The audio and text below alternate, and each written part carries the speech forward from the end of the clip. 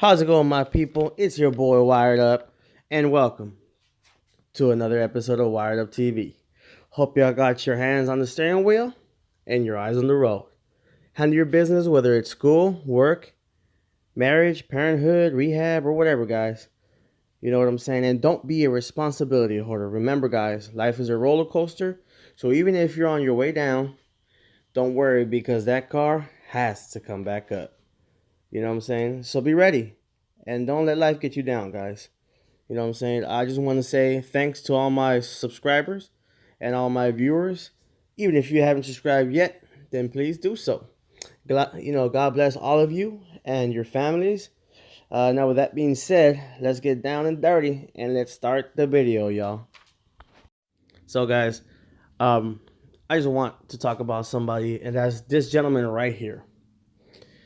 He's a so-called detective that was at the fake crime scene, speaking to the news cameras and the fake news cameras. You know what I'm saying? So this is a gentleman that you guys heard talking about. Well, we don't have enough, evidence right now to, let you guys know who did this or whoopty whoopty wompty. But that's him. You know what I'm saying? He was at the camera. I believe he was in the same, time as, Paige was there. The white girl with the Zero News microphone. But yeah, this gentleman right here, remember this guy. Tupac used this man before, guys. You know what I'm saying? Now, according to my source that chooses to remain anonymous, the first time he was used was September 4th, 3 days before the actual plan went down, and was not really introduced. You know what I'm saying? They just knew, that he was Tupac's homeboy. You know what I'm saying? He was a quiet dude from what I hear. The Tupac really didn't make it a big point to introduce him or anything like that. He was just behind Tupac, looking around. He was looking like a bodyguard, well dressed. But this is this gentleman right here, guys. And a lot of you guys have been asking me to do this about this guy. You guys have been telling me he looks fishy. Look for him wired up, woody woody wob. And I've been, doing my research, speaking to people, going everywhere for about a month, guys. And this is what we came up with right here. Now when I showed them this picture that I'm about to show you guys, when I show my source this, their jaws fucking dropped and their face filled with confusion, guys. Um, I was told by my source that I might be hitting a nerve and cutting a little bit too deep. Putting some sizzle in this week's steak. It's something the Wired Up TV family loves to do, and all the wireheads know that I am always gonna be willing to put out anything that will help the Tupac community get closer to the truth. Of course, I don't put anything out that my sources don't want me to put out because I respect people and I'm not a scumbag. I got loyalty, guys. I'm not a piece of trash that, it's just looking for fucking quick views and to burn people, and I don't care about my respect, my loyalty, my honor and all that stuff. I care about all those things, you know what I'm saying? But this channel is about putting out the truth. And all the people that I talk to, the people that are close to Tupac, close to the case, close to Biggie and things like that, a lot of the times they don't want their names out. They don't want me to say anything like that. So I will never do that. So I will never mention who it is. It doesn't matter how much the haters poke at me and go, you don't know nobody, you lying.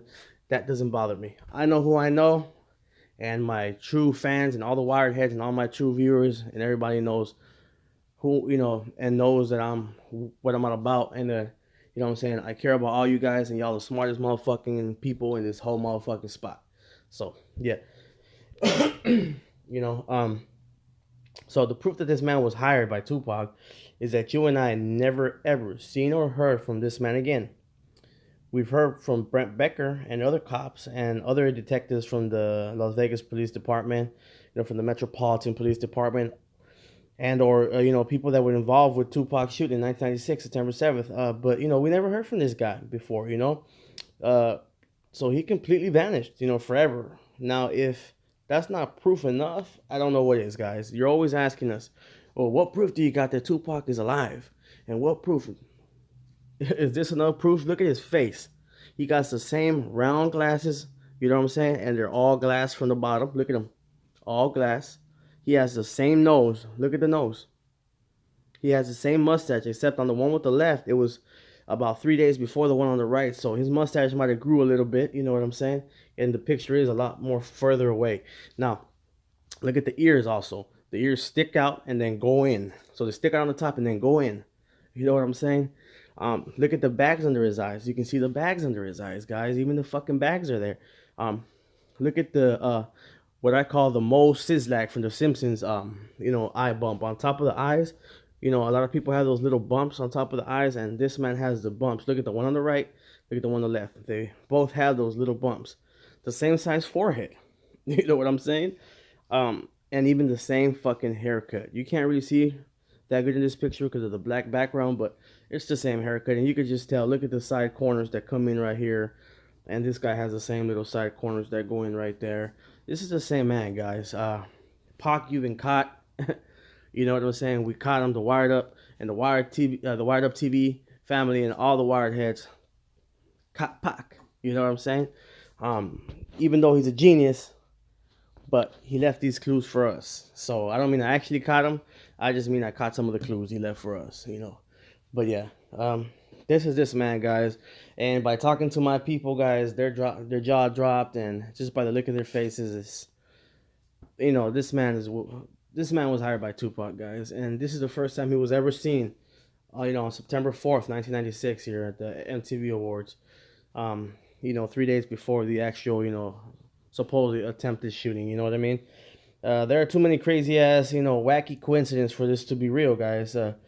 This is too mixed up, and there are too many, rips in the plan. Even though Tupac is a genius, you know what I'm saying? We got to remember he only had limited time to create this plan, and even still, he fooled millions of people and the government too, which is who I think was really involved in trying to kill or destroy Tupac Shakur. You know what I'm saying? And by the way, guys, the girl that said, Tupac was airlifted to the hospital, in an airplane, in a helicopter, her name is Paige Huff. Paige Huff. I believe she has another last name now, but you can find her by putting Paige Huff, and you can find her other last name by doing that. But, you could just tell. Look at this, guys. When I found this picture, I was just jumping in hooray. By talking to people, it led me to this spot. I remember talking to one of my sources, and he was looking at this picture, and he goes, you know what, there was somebody similar to this man I saw. And he showed me a couple of pictures, and we ran into this guy right here. Now this is the man. The exact man on the left is the man on the right. You know what I'm saying? He was the man at the scene. Now what the fuck is he doing playing a detective, guys? It's because Tupac hired him. If y'all want proof, this is proof. All this footage is owned by a motherfucking a fucking an entertainment company, guys. Why the fuck would an entertainment company own a murder scene? Why? You know what I'm saying? Why? Why the fuck would they own a murder scene videotape? Why? If it's not a fucking movie. Tupac hired these people to film all this shit, man. This was his plan. It was to cause confusion, to cause wacky, mishaps, to cause this to go left, that to go right, this to go up, and that to go down. He made this for that reason. Opreme told us that it was meant to be confusing because Tupac wanted to keep the police, the CIA, as far away from him for as long as he can fucking, buy his time. He wanted to keep the government away for as long as possible, and he did this by confusing them. Now, the government, the FBI, the cops, they know Tupac is alive because they never solved the case. Okay, the 1990s, for anybody that was alive there in LA and maybe other states in the country knows that Orlando Anderson would have been toast if he would have so much as blew Tupac a motherfucking kiss. He would have been toast. They were arresting Hispanics and blacks like fucking hotcakes in the 90s. Excuse my French, but it's just true. They were arresting us like hotcakes, guys. And even if they didn't have enough evidence for Orlando or whatever, they were already following him on another murder. So, suspicion of him killing Tupac, they would have brought his ass in and held his ass on some bullshit charges like they were doing in the 90s. They beat Rodney King to a pulp on camera and got away with it. You really think they're going to let Orlando Anderson go, man, that shot at cops, allegedly, or was there when, They shot at those cops. You know what I'm saying? Those two Compton guys that have made book and been on black TV. Um, you know what I'm saying? He's been followed for a couple of murders, and now they think Tupac. Now they think he killed Tupac. You really think they're not gonna get his ass? Come on, guys. That's just common. That's just what these guys and these people are trying to make you think, because they don't want the truth to come out. They are embarrassed. The police, the government, that whoever is in charge of all this crap is embarrassed because Tupac pulled the wool over their motherfucking eyes yet again. He had gotten away with shooting two cops, or two supposedly off-duty cops, and they were not wanting to be made fool. They didn't want to look stupid again. Now, guys, my blunt's getting small. It's a roach already. You know what I'm saying? What that means is almost time to put it out and go get some munchies. But I just want to stress, guys, that he made the government look like fools. He did it more than once. You saw, how he walked in the courtroom. They didn't want to look stupid. They didn't want the media to go, "Are you kidding me?" A rapper pulled the wool over your eyes. Now he's in Cuba hiding out with his aunt that also, by the way, is accused of shooting at cops. And now is in Cuba, doing interviews and in plain sight, and can't be brought to justice because Cuba doesn't have that treaty with the United States. Tupac is in fucking Cuba, and they know it because they've been feeding revolutionary guerrilla armies for years and paying motherfucking political people to keep the people in power. They will not let them extradite anybody. This is all politics. It's deeper than rap, guys. It's deeper than rap. Tupac was not an idiot. If y'all don't believe me, look at his speeches when him and Snoop and Suge and Death Row and MC Hammer are at that crusade for proposition. I forgot the name of the proposition or whatever. He's not an idiot, guys. He's a smart guy, serious man. And he just happens, to be a rapper to come up. But he was a political person before that. He started the New African Panthers before he started rapping. And everybody knows that if it wouldn't have worked out for Tupac, he would have been a revolutionary, a speaker. He would have been something else. You would have heard about him some other way. But politics were his main thing. The government didn't want that shit. They saw people were starting to listen to him. He already had millions and millions of fans and people that would die for him. They were scared. You know what I'm saying? He was a Shakur.